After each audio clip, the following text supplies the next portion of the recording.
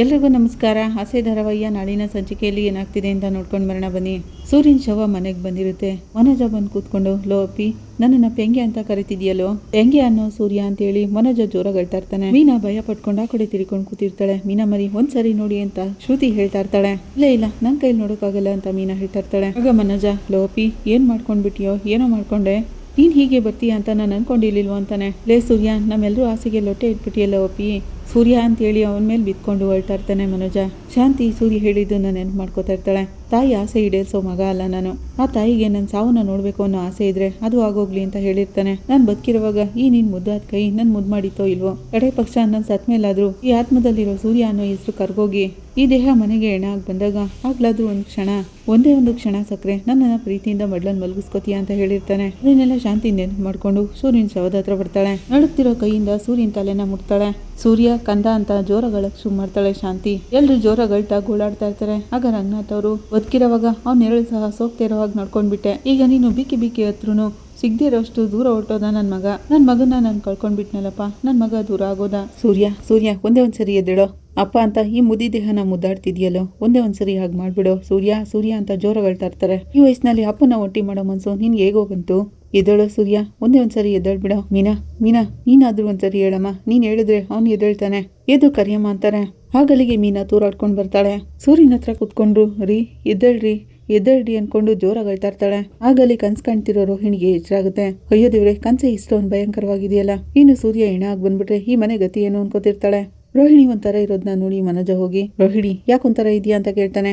ಏನಿಲ್ಲ ಅಂತಾಳೆ ರೋಹಿಣಿ. ಸರಿ ರೂಮಲ್ಲಿ ಚಾರ್ಜರ್ ಇಟ್ಟಿದ್ದೀನಿ, ತಗೊಂಡ್ ಬಾ, ಗೇಮ್ ಆಡಿ ಬ್ಯಾಟ್ರಿ ಡೌನ್ ಆಗೋಯ್ತು ಅಂತಾನೆ. ಆಗಲಿಗೆ ಸೂರ್ಯ ಬರ್ತಾನೆ. ಮೀನಾ ಓಡೋಗ್ತಾಳೆ. ಬಾಗ್ಲು ತೆಗ್ದಿದ ತಕ್ಷಣ ಮೀನಾಗೆ ಶಾಕ್ ಆಗುತ್ತೆ. ಸೂರ್ಯನ ಹಣೆನಲ್ಲಿ ಬ್ಯಾಂಡೇಜ್ ಕಟ್ಟಿರ್ತಾರೆ. ಹಾಗೇನೆ ಕೈಯಲ್ಲಿ ಎಣ್ಣೆ ಬಾಟ್ಲು ಇಟ್ಕೊಂಡು ಬಂದಿರ್ತಾನೆ. ಏನ್ರಿ ಇದೆಲ್ಲ ಅಂತ ಮೀನಾ ಕೇಳ್ತಾಳೆ. ಸೂರ್ಯ ಕುಡಿತಿದಂಗೆ ರೋಹಿಣಿ ಕಡೆ ನೋಡ್ತಾನೆ. ರೋಹಿಣಿ ತುಂಬಾ ಭಯ ಪಟ್ಕೊಂಡಿರ್ತಾಳೆ. ಸೂರ್ಯ ತಾನೇಗ್ ಪಾರಾಗ್ ಬಂದೆ ಅನ್ನೋದನ್ನ ನೆನಪು ಮಾಡ್ಕೋತಾನೆ. ಅವನ್ನ ಸೋಲ್ಸೋ ಸವ್ಯ ಸಚಿ ಆಗ್ ಬಾ ಅಂತ ಅಮ್ಮ ಹೇಳಿರ್ತಾರೆ. ಅದನ್ನೆಲ್ಲ ಸೂರ್ಯ ನೆನಪು ಮಾಡ್ಕೊಂಡು ಹೇಗ್ ಕಷ್ಟಪಟ್ಟು ಎದ್ ಬಂದೆ ಅನ್ನೋದನ್ನ ನೆನ್ಸ್ಕೊಂಡು ಕುಡಿತಾ ಇರ್ತಾನೆ. ಆಗ ರಂಗನಾಥ್ ಅವರು ಸೂರ್ಯನ ನೋಡಿ, ಲೋ ಸೂರ್ಯ, ಏನೋ ಇದೆಲ್ಲ ಅಂತ ಕೇಳ್ತಾರೆ. ಸೂರ್ಯ, ಜಗಳ ಮಾಡ್ಕೊಂಡೇನೋ ಅಂತ ರವಿ ಕೇಳ್ತಾನೆ. ಮಾತಾಡ್ರಿ, ಏನ್ರಿ ಆಯ್ತು ಅಂತ ಮೀನಾ ಕೇಳ್ತಾಳೆ. ಆಗ ಶಾಂತಿ, ನಾರಾಯಣ ಏನೋ ಇದೆಲ್ಲ, ಇಷ್ಟ ದಿನ ಕುಡ್ಕೊಂಡ್ ಮನೆಗ್ ಬರ್ತಿದೆ, ಈಗ ಮನೆಗೆ ಬಂದು ಕುಡಿತಿದ್ಯಲ್ಲೋ, ಏನೋ ಆಗಿದೆ ನಿನ್ಗೆ ಅಂತಾಳೆ. ಅದು ಸಕ್ರೆ ಫುಲ್ ಟೆನ್ಷನ್ ಆಗ್ಬಿಟ್ಟಿದೆ ಅಂತಾನೆ ಸೂರ್ಯ. ಆದ್ರೂ ಈ ಹೊಲಸ್ನ ಮನೆಗೆ ತಂದಿದ್ಯಲ್ಲೋ, ಬಿಸಾಕೋ ಅದನ್ನ ಅಂತ ರಂಗನಾಥ್ ಅವರು ಹೇಳ್ತಾರೆ. ಏನೋ ಇದೆಲ್ಲ ಗಾಯಗಳು ಅಂತಾರೆ. ರೋಡ್ ನಲ್ಲಿ ಬರ್ಬೇಕಾದ್ರೆ ನಾಯಿಗಳು ಅಟ್ಯಾಕ್ ಮಾಡ್ಬಿಟ್ವಾಪ ಅಂತಾನೆ. ನಾಯಿಗಳ ಅಂತ ರಂಗನಾಥ್ ಅವರು ಕೇಳ್ತಾರೆ. ರೋಹಿಣಿ ಬೈದಲ್ಲೇ ನೋಡ್ತಾ ಇರ್ತಾಳೆ. ಸುಮ್ನೆ ಅವೇನು ಅಟ್ಯಾಕ್ ಮಾಡ್ಲಿಲ್ಲಪ್ಪ, ಹಿಂದೆ ಯಾರೋ ಚೂ ಬಿಟ್ಟಿರೋ ನಾಯಿಗಳು ಅಂತಾನೆ ಸೂರ್ಯ. ಏನೋ ಇದು ಯಾವ್ದೋ ನಾಯಿಗಳವು, ಒಂಚೂರು ಅರ್ಥ ಆಗೋ ತರ ಹೇಳು ಅಂತಾನೆ ರವಿ. ಆಗ ಮನೋಜ, ಈ ಲೈಫೇ ಚೆನ್ನಾಗಿಲ್ಲಪ್ಪ, ಮಾತಾಡಿದ್ರೆ ಮೀನಿಂಗ್ ಇರ್ಬೇಕು ಅಂತಾನೆ. ಆಗ ಶ್ರುತಿ, ಇರಿ ಸೂರ್ಯ ಅವರು ಹಾಗೆಲ್ಲ ಸುಮ್ನೆ ಮಾತಾಡಲ್ಲ, ಏನಾಯ್ತು ಸೂರ್ಯ ಅವ್ರೆ ಪ್ಲೀಸ್ ಹೇಳಿ ಅಂತಾಳೆ. ಆಗ ಸೂರ್ಯ, ಮೈಕು ನಿನ್ಗೆ ಸೈಕ್ ಆಗಿದೆ, ಕರೆಕ್ಟ್ ಆಗಿ ಹೇಳ್ದೆ ನೋಡು, ಸತ್ಯ ಕಹೆ ಆಗಿದೆ ಅಂತ ಹೇಳ್ತಾರೆ, ಆದ್ರೆ ಇಲ್ಲಿ ಬಿಸಿ ಆಗಿದೆ. ಸಮ್ಮರ್ ಅಲ್ವಾ, ಈ ಬಿಸಿಲಿಗೆ ನನ್ ತಲೆ ಟೆನ್ಷನ್ ನಲ್ಲಿ ಹಂಚಿನ ಮೇಲಿರೋ ಆಮ್ಲೆಟ್ ತರ ಆಗ್ಬಿಟ್ಟಿದೆ ನನ್ ತಲೆ ಅಂತಾನೆ. ಆ ವಿಷಯನೋ ಏನೋ ಮ್ಯಾಟ್ರು ಅಂತ ರವಿ ಕೇಳ್ತಾನೆ. ಮ್ಯಾಟ್ರು ಅಂತ ಸೂರ್ಯ ಹೇಳ್ತಾನೆ. ಆಗ ರೋಹಿಣಿನೂ ಶಾಕ್ ಆಗ್ತಾಳೆ. ಮೀನಾ ಕೂಡ ರೋಹಿಣಿ ಕಡೆ ನೋಡ್ತಾಳೆ. ಆಗ ರಂಗನಾಥ್ ಅವರು, ಲೋ ಸೂರ್ಯ, ಅದನ್ನೆಲ್ಲ ಆಮೇಲೆ ಮಾತಾಡೋಣ, ಬಾ ಮೊದಲು ಡಾಕ್ಟರ್ ಹತ್ರ ಹೋಗೋಣ, ಅದಕ್ಕೆ ಟ್ರೀಟ್ಮೆಂಟ್ ಕೊಡಿಸ್ಬೇಕು ಅಂತಾರೆ. ಅಪ್ಪ ಬೇಡಪ್ಪ, ಅದೆಲ್ಲ ನನ್ಗೆ ಬ್ಲಡ್ ಚೆಕ್ಅಪ್ ಮಾಡೋ ನರ್ಸು ಪ್ರೆಷರ್ ಕುಕ್ಕರ್ ತರ ಸೀಟಿ ಹೊಡ್ಕೊಂಡು ಓಡೋಗ್ಬಿಡ್ತಾಳೆ ಅಂತಾನೆ. ಮೈ ತುಂಬ ಕಾವು ಅನ್ಕೊಂಡಿದೆ ಅಪ್ಪ, ಅದು ಬಾಯಿಂದ ಜಾರ ಹೋಗ್ಬೇಕಷ್ಟೇ ಅಂತಾನೆ.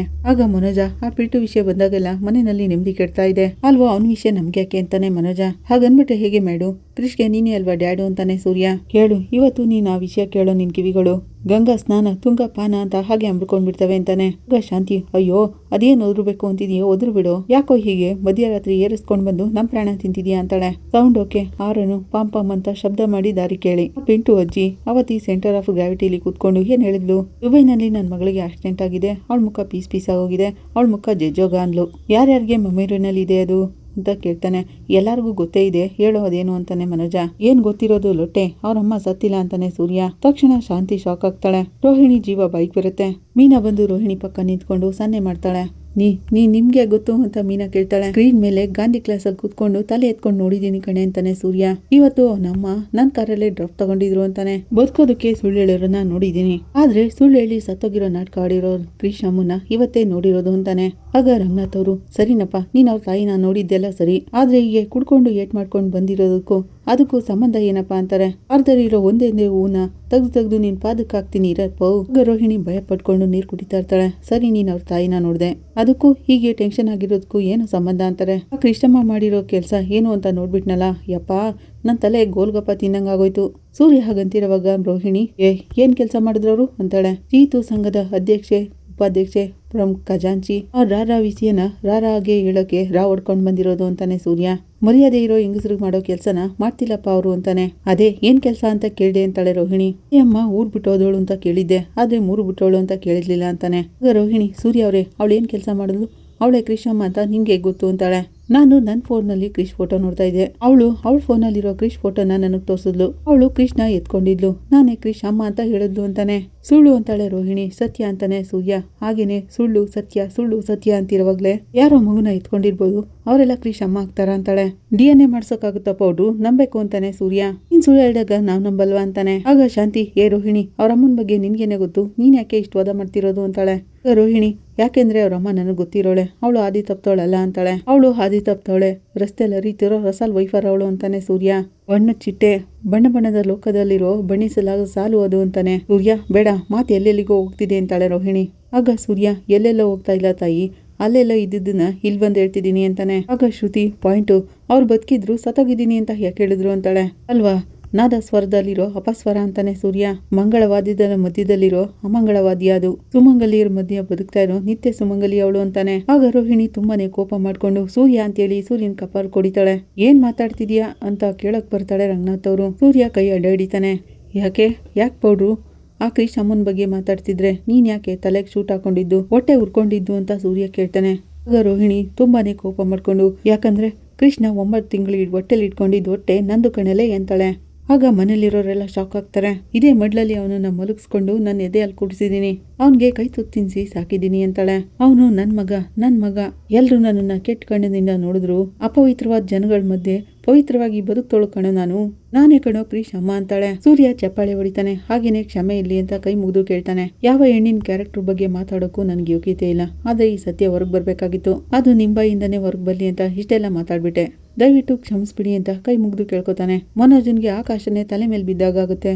ರೋಹಿಣಿ ಹತ್ರ ಮನೋಜ ಬಂದು, ನೀನು ಅಂತಿರೋವಾಗ ಕ್ರಿಶ್ ಅಮ್ಮ ಈ ರೋಹಿಣಿನೇ ಕಣೋ ಮನೋಜ ಅಂತಾನೆ ಸೂರ್ಯ. ಮನೋಜನ ಬೇಡ ಪೆಂಗ್ಯ ಅಂತ ಹೇಳು ಹಾಗಂತ ತುಂಬಾ ನೋವಲ್ಲಿ ಹೇಳ್ತಾನೆ ಮನೋಜ. ಆಗ ಮನೋಜ ಶಾಂತಿ ಹತ್ರ ಹೋಗಿ, ಮಮ್ಮಿ ಇವಳು ಅಂತ ಹೇಳ್ತಾ ಇರ್ತಾನೆ. ಏನೇ ಹೇಳ್ದೆ ನೀನು, ಆ ಪೀಟು ಅಮ್ಮ ನೀನೇನಾ ಅಂತಾಳೆ ಶಾಂತಿ. ರೋಹಿಣಿ ಹೂ ಅಂತ ತಲೆ ಆಡಿಸ್ತಾಳೆ. ಮನೋಜ ಕೆಳ ಕೂತ್ಕೋತಾನೆ. ಅವಳು ಕ್ರಿಶ್ ಅಮ್ಮ ಕಲ್ಯಾಣಿ ನನ್ನ ಮಗನ ಪ್ರೀತಿಯಿಂದ ನೋಡ್ಕೋಬೇಕು ಅಂತಿದ್ ನಾಟಕನೆಲ್ಲ ನೆನ್ಸ್ಕೋತಾನೆ. ಕ್ರಿಶ್ ಡ್ಯಾಡಿ ಅನ್ನೋದ್ನೆಲ್ಲನೇ ನೆನ್ಪು ಮಾಡ್ಕೋತಾನೆ. ಯಾಕೋ ನೀನು ಇವ್ರ ರೂಮಿಗೆ ಹೋಗಿ ಮಲಗಿದ್ದು ಅಂತ ಶಾಂತಿ ಕೇಳ್ತಿರೋವಾಗ, ಮನೋಜ್ ಅಂಕಲ್ ಅಂದ್ರೆ ನನ್ಗಿಷ್ಟ ಅಂತ ಕ್ರಿಶ್ ಹೇಳಿದ್ದನ್ನ ನೆನ್ಪು ಮಾಡ್ಕೋತಾನೆ. ಮನೋಜ ಅಯ್ಯೋ ಅಂತ ಜೋರಾಗಿ ಕೂಕೋತಾನೆ. ತಲೆ ಕೆಟ್ಟಿರೋಂಥರ ತಲೆ ಇಟ್ಕೊಂಡು ಕೂತ್ಕೋತಾನೆ. ಆಗ ರೋಹಿಣಿ ಓಡೋಗಿ, ಮನೋಜ್ ಏನಾಯ್ತು ಮನೋಜ್, ಹೇಳಿ ಮನೋಜ್ ಮಾತಾಡಿ ಮನೋಜ್, ಹೇಳಿ ಮನೋಜ್. ಅವಳು ಹಾಗಂತಿರೋವಾಗ ಶಾಂತಿ ಹಿಂದ್ಗಡೆಯಿಂದ ಅವಳು ತಲೆ ಇಟ್ಕೋತಾಳೆ. ಅತೆ ನೋವಾಗ್ತಿದೆ ಅತೆ ಅಂತಾಳೆ ರೋಹಿಣಿ. ನಮ್ಗೆಲ್ಲ ಹಾಲು ಕುಡ್ದಂಗೆ ಆಗ್ತಿದೆಯೇನೆ ರಾಕ್ಷಸಿ, ಏನೇ ಬಂದೋಗಿರೋದು ನಿನ್ಗೆ ಬೇತಾಳಿ ಹಾಗಂತ ಹೇಳಿ ರೋಹಿಣಿ ಕಪಾಳು ಕೊಡಿತಾಳೆ. ಅವಳನ್ನ ತಳ್ಳಿ ಚೆನ್ನಾಗಿ ಹೊಡಿತಾಳೆ ಶಾಂತಿ. ಅಯ್ಯಯ್ಯೋ ನಾನೇ ನನ್ನ ಮಗನ ತಲೆ ಮೇಲೆ ಕಲ್ಲು ಹಾಕ್ಬಿಡ್ನಲ್ಲಪ್ಪ. ಮನೋಜ ಅಂತ ಮನೋಜ್ ಹತ್ರಕ್ಕೆ ಹೋಗಿರೋವಾಗ ಮನೋಜ ಶಾಕ್ನಲ್ಲಿ ಹಾಗೆ ಕೂತಿರ್ತಾನೆ. ನನ್ನ ಲೈಫೇ ಚೆನ್ನಾಗಿಲ್ಲಪ್ಪ ಅಂತಾನೆ ಮನೋಜ. ಸೂರ್ಯ, ನಾನೇನೋ ಕೇಳಿಸ್ಕೊತಿರೋದು, ಇದೆಂತ ಬರ್ಸಿಡಿಲೋ ನನ್ನ ಮನೆ ಮೇಲೆ ಬಿದ್ದಿರೋದು ಅಂತ ಹೇಳಿ ರಂಗನಾಥ್ ಅವರು ರೋಹಿಣಿ ಹತ್ರ ಬರ್ತಾರೆ. ಎಂತ ಕಾರ್ ಕೊಟ್ಟಕ ಹಾವಿನ ಜೊತೆ ಜೀವನ ಮಾಡ್ತಿದೀವೋ ನಾವು ಅಂತಾರೆ.